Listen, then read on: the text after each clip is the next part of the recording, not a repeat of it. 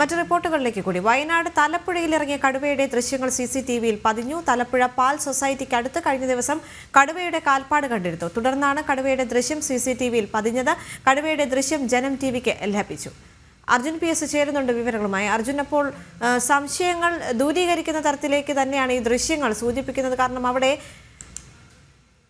കടുവയുടെ സാന്നിധ്യമുണ്ട് എന്ന് സൂചിപ്പിക്കുന്ന ദൃശ്യങ്ങൾ. ഇപ്പോൾ നിലവിൽ അവിടെ ജാഗ്രതാ നിർദ്ദേശം ജനങ്ങൾക്ക് നൽകിയിട്ടുണ്ടോ? കാരണം കടുവ ഭീതി അവിടെ ഒഴിയുന്നില്ലല്ലോ.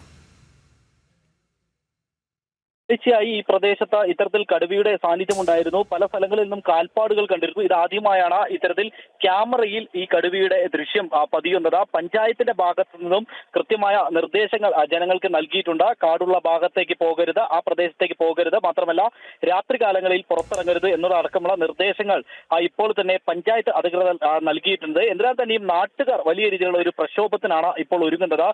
കാരണം കഴിഞ്ഞ ആഴ്ചയടക്കം ഇത്തരത്തിൽ ഈ കടുവയെ കണ്ടു എന്ന് പറഞ്ഞപ്പോഴും വനപാലകർ കൃത്യസമയത്ത് എത്തിയില്ല.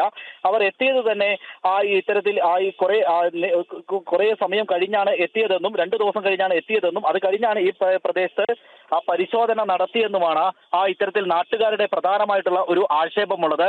മാത്രമല്ല ഈ കടുവയുടെ കാൽപ്പാടുകൾ നേരത്തെ കണ്ടപ്പോൾ ഇത്തരത്തിൽ വനപാലകർ പറഞ്ഞത് കടുവയല്ല, ഈ മറ്റ് ജീവികളാകാം, പട്ടിപ്പുലി അങ്ങനെയുള്ള ജീവികളാകാം എന്നുള്ള ഒരു അനുമാനത്തിലായിരുന്നു വനപാലകർ ഉണ്ടായിരുന്നത്. പക്ഷേ ഇന്ന് കൃത്യമായി തന്നെ ഈ ഒരു കടുവയുടെ ദൃശ്യം പതിഞ്ഞിരിക്കുന്നു. ഇത് മാനന്തവാടി കണ്ണൂർ റോഡിലാണ് ഈ ദൃശ്യങ്ങൾ പതിഞ്ഞിട്ടുള്ളത്.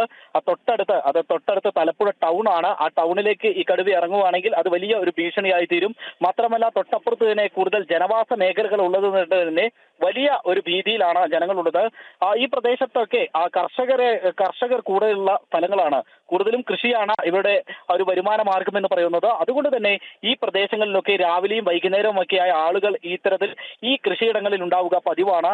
ആ ഒരു സമയത്തടക്കം ഈ കടുവയുടെ സാന്നിധ്യം ഇവിടെ ഉണ്ടായിരുന്നു, അതായത് നേരത്തെ തന്നെ ഉണ്ടായിരുന്നു എന്നുള്ളതാണ് പ്രദേശവാസികൾ പറയുന്നത്. ദേവിക. ശരി.